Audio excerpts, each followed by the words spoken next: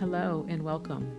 You are listening to Pint Size Therapy, where we explore all things related to mental health healing, personal growth and development, emotional wellness, and the human experience in pint sized bites. I'm your host, Dr. Aletha Clark, a licensed psychotherapist, certified hypnotherapist, and master addiction counselor, and I am happy to have you here with me today as you embark on your mental wellness journey.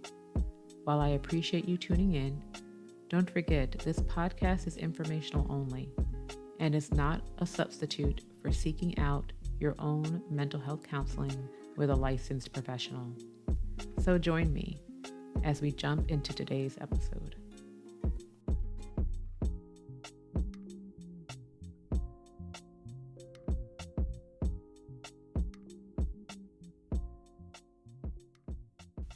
Hello, and thank you for joining me. Today we're talking about a topic that I'm sure many of you are curious about: what to expect from therapy. Whether you're thinking about starting therapy for the first time or you've been in it before, this episode will give you some insights into how therapy works and what you can expect during your sessions. So let's dive in. So before you even wonder what to expect from therapy, you may ask yourself, so when should I actually seek therapy? Should I go to therapy? Do I even need to talk to a therapist? So there are various reasons and moments when a person decides to seek therapy. It's not just for moments of crisis. You don't have to wait until things get overwhelming. Therapy is helpful for managing stress, improving relationships, working on personal growth, or even just getting a clearer sense of yourself.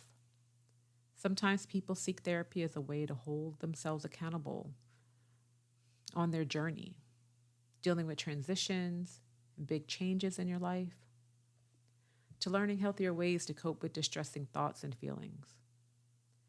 So to work on recovery from depression or anxiety or maybe trauma, sometimes even addiction. If you feel stuck or if life feels off balance, that's a good signal that therapy might be helpful. One of the most crucial aspects of therapy is the relationship between you and your therapist. The therapeutic relationship is a collaborative one, where trust, respect, and openness are key. Your therapist should create an environment where you feel heard, understood, and supported. If at any point you don't feel comfortable or feel like you're not making progress, it's important to communicate that to your therapist. You have to remember that therapy is a partnership. That being said, it's okay to take your time finding the right therapist. Not every therapist is the best fit for every client. Maybe you prefer someone with a specific expertise or a specific approach, a different style that you feel more comfortable with, or a particular therapist that has a similar cultural background, same lived experience, or even a particular gender. Your therapist should practice cultural humility and respect, as well as be aware of all your identities that influence your life experiences. Trust your instincts when it comes to finding the right therapist for you. Think of it as an interview process to find the right fit. Don't be afraid to ask the therapist about their areas of specialty or even their expertise. How much experience they have dealing with a specific issue that you're wanting to address, what treatment approaches they use, and what they find effective for a specific issue.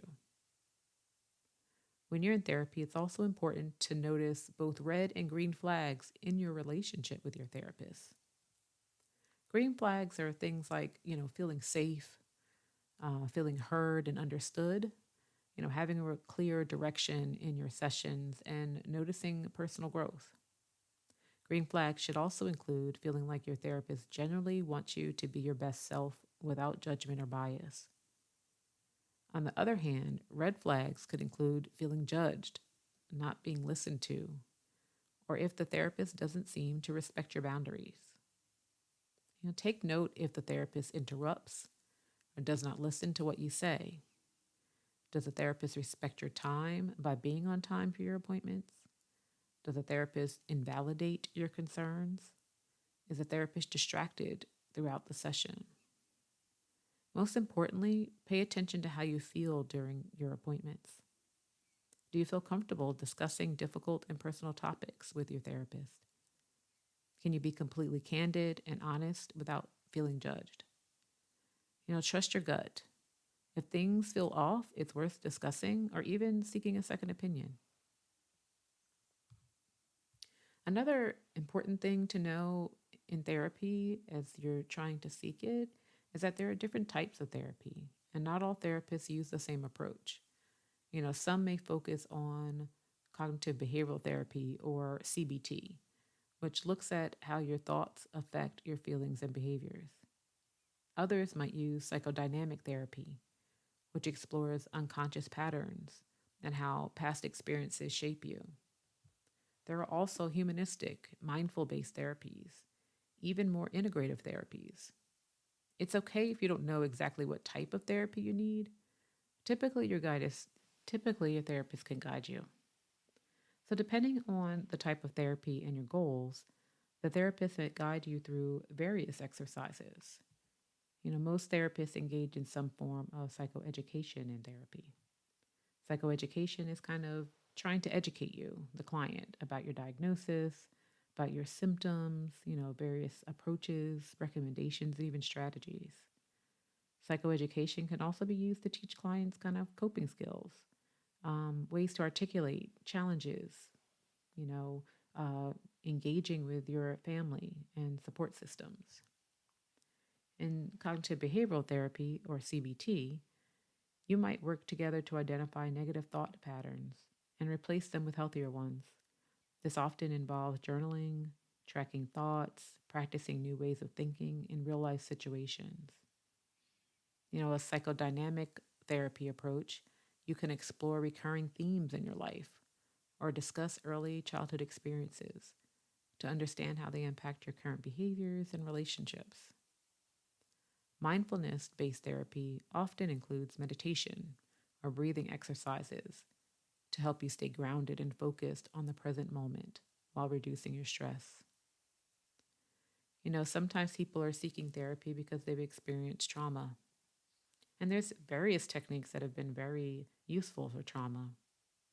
Things such as EMDR, which is eye movement desensitization and reprocessing, or brain spotting that might be used to help process traumatic experiences in a safe and structured way.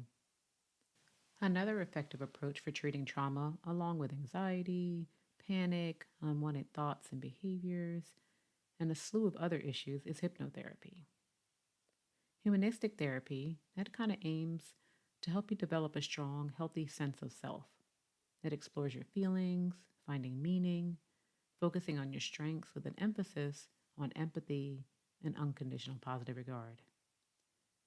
And also, lastly, addiction focused counseling. This uses many different approaches to address underlying causes that may have contributed to your substance use, as well as explore strategies to identify, avoid, and handle situations where a relapse is likely. And even though I just named a few approaches, there are many, many more that therapists often practice. And most therapists don't necessarily just use one approach all the time. They can use an integrated approach, a very eclectic approach, and use various approaches throughout, your sessions. That we've discussed kind of when to seek therapy, finding the best therapist for you, and the various types of therapy approaches. Let's switch gears and discuss one of the most common questions I get. So, what should I expect from my first session? The first session is typically called the intake session. This is where your therapist will get to know you, your concerns, and what you're hoping to achieve through therapy. It's normal to feel a little nervous or unsure, what to say. But remember, this is a safe space. The therapist might ask questions about your background, relationships, mental health symptoms you're experiencing, any substance use, and even your goals for therapy. It's less about kind of diving into deep issues right away and more about gathering a comprehensive history and laying the foundation for the work ahead. People often wonder what exactly they should talk about in therapy. And the truth is that there is no right or wrong answer. Therapy is your space. So you can talk about anything that's on your mind, whether it's a big life event, a reoccurring problem, or even how you're feeling about the therapy process itself. Some sessions might be emotionally heavy, while others could feel more like brainstorming or problem solving. Both are valuable. People understand that throughout the course of therapy, some individuals experience unwanted feelings while examining issues that may kind of produce unhappiness or anger, guilt, frustration. These feelings are difficult but are a natural part of the psychotherapeutic process, and they often provide the basis for change. Therapy can be difficult work. So there may be some days you leave therapy feeling like a worn out, smelly gym sock. But know that as you continue to grow and flourish through this process, you will have more days in which you leave feeling refreshed and renewed. And even though it's not always easy, we have to trust the process. So, now that we know what we can expect from therapy, how do you kind of prepare for it? So, before your first session, it can help to think about what you want to focus on. Maybe you've been feeling anxious, depressed, struggling in relationships, or just feeling stuck in your life. These are good starting points. You don't have to have all the answers or even know exactly what's wrong. The beauty of therapy is that it's a process. And sometimes that process involves uncovering things you weren't initially aware of. Sometimes you come into therapy thinking you don't have anything to talk about, and then next thing that hour went by really quickly, and you had a whole bunch of stuff that just kind of came out. So, we uncovered some things. It was meant to come out the way that it did. Preparing for therapy can feel a little daunting, especially if it's your first time. But there is sometimes a few steps that you can take to make the process smoother and get the most out of your sessions. So, first kind of reflect on your goals. Take some time to think about what you'd like to achieve in therapy. Do you want to work on managing anxiety, improving relationships, or even understanding yourself better? Having a general idea of your goals will help guide your therapist in creating a plan that's tailored to you in a very collaborative way. Be open to sharing. Therapy works best when you're open and honest, even if it feels uncomfortable at first. Remind yourself that your therapist is there to support you without judgment. It's okay to start small, but being transparent about your thoughts and feelings and issues that you're dealing with will help, you make your progress go faster. Write down your concerns. If you're not sure where to start, just jot down a few things that have been on your mind. This could be a recent life event, recurring thoughts or emotions you've been struggling with. Bring this list to your session. It can help you stay focused and ensure you don't forget anything important. But be patient with the process. Therapy is a journey. It's not a quick fix.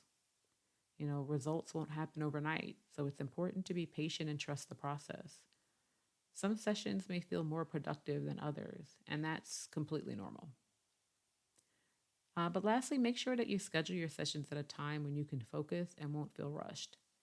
Therapy requires mental and emotional energy, so it's best to have your sessions when you're not overwhelmed with other responsibilities.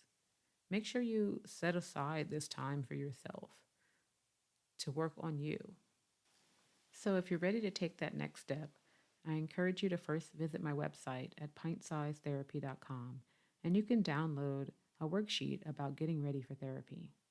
It'll encourage some introspection and help you prepare for your first and ongoing therapy sessions. Taking that first step can feel very daunting, but you don't have to do it alone.